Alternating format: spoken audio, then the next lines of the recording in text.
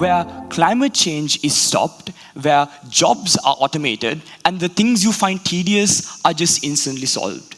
Sounds amazing, right? But then think about the other side. Job automation can lead to things such as people losing their jobs, which isn't beneficial. It's going to lead to things such as invasion of privacy, as well as technology can cause deeper inequalities. So, if you were to think about it, there's the other side to this coin. Today, I want to explore how technology and how innovation specifically is going to lead to more connectivity, and how technology as a whole in the recent years has developed to a large extent. Innovation has been the thread in the fabric of progress. From the Industrial Revolution to the digital age we're living in right now, we've seen technology evolve to a large extent. We've seen things such as how humans are able to map the human genome, create computers that can learn. These are things that humans had the capacity to do. How? All humans came together, had to put their minds together, and work together all around the world.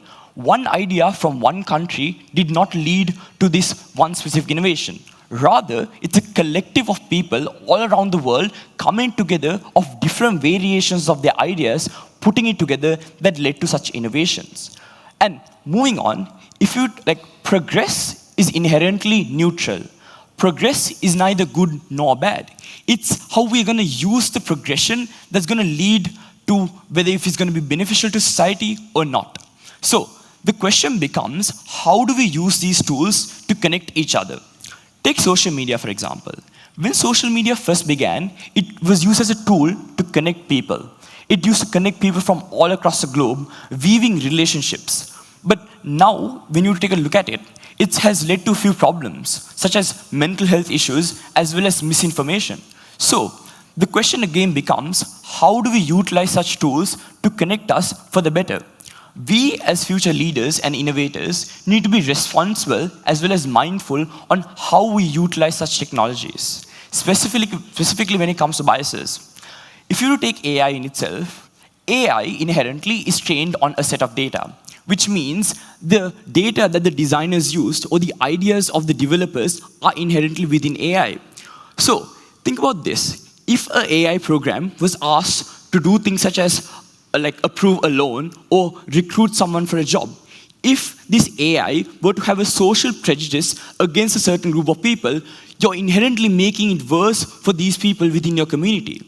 That is not what this tool was supposed to do. Yet, that is a side effect that can be caused if we are not responsible about the innovations we create. Another issue is, if you were to take a self-driving car, the whole point of a self-driving car is to make roads safer. And if you were to think about it, the progression in terms of companies such as Tesla, you can clearly see how self-driving cars are safer and safer. But there are dilemmas that AI in itself can't exactly solve.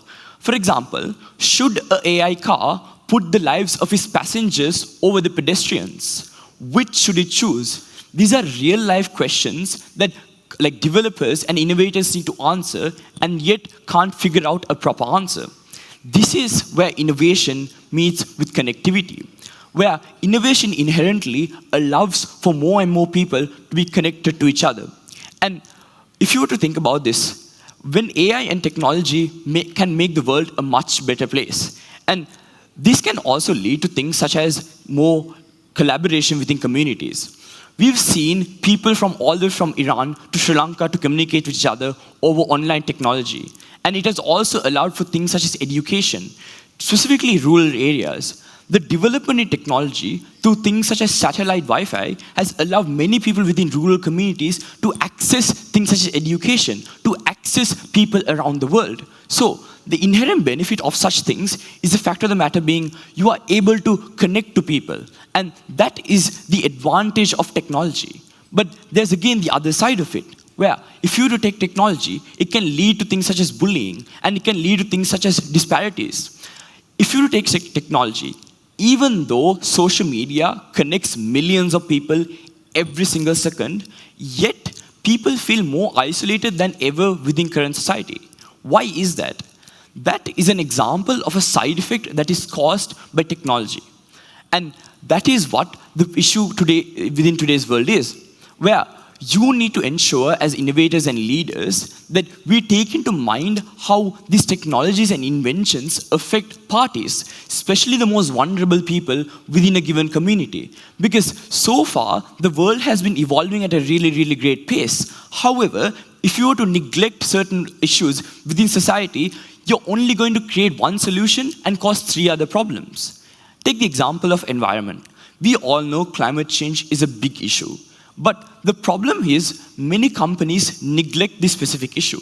They don't consider how their product or their invention is going to lead to things such as climate change, and they neglect over it. The consequence of neglecting over such pressing issues is that you're going to allow it to keep on happening, and you're going to keep pushing the burden to the younger generations. What this will cause is that people who are already suffering from climate change, for example, in Zimbabwe and Africa, are going to be faced with more and more climate change issues because inherently the innovators and the leaders aren't catering to their problem.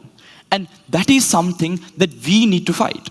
As a collective problem, this can evolve to a large degree. Right now, it's only faced to a minority of people around the world.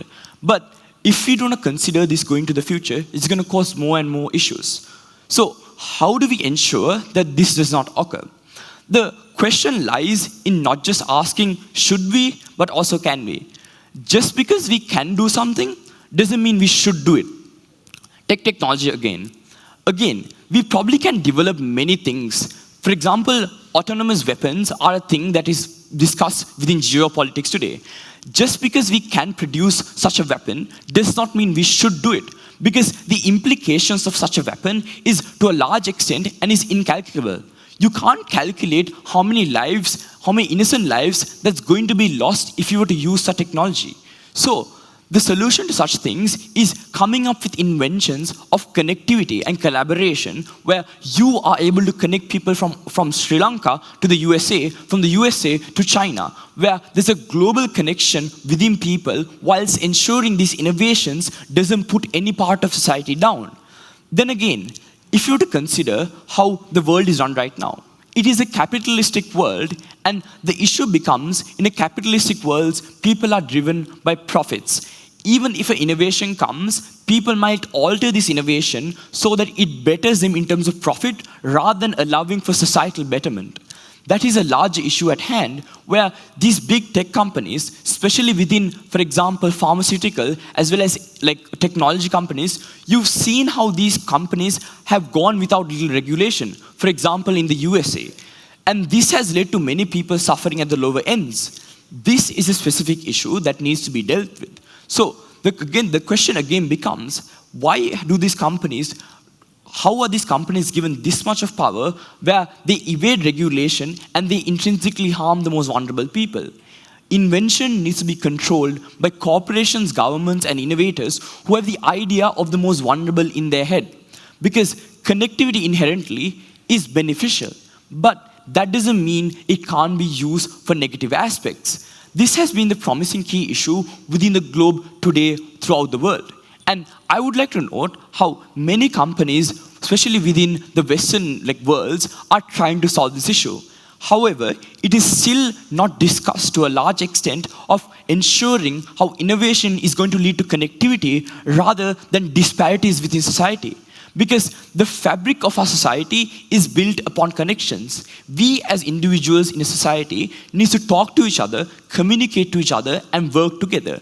That is inherently how you as society build yourselves, not as a single individual.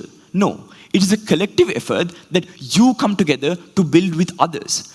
The moment at which you let these innovations stray upon, where you merely create innovations just because of your curiosity, without thinking about the moral ramifications that this can lead to, is the point at which you're endangering not only the lives of your families and friends, but the lives of people around the world. The point at which you need to solve this issue is where all actors who are responsible and has the capacity and the incentive to work needs to work together.